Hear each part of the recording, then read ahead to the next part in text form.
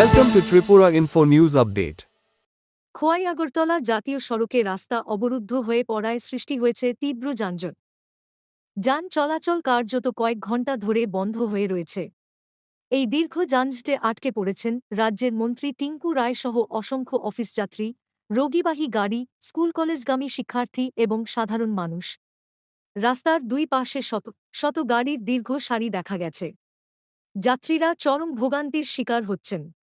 অনেকেই ঘণ্টার পর ঘণ্টা গাড়ির মধ্যেই অপেক্ষা করতে বাধ্য হচ্ছেন।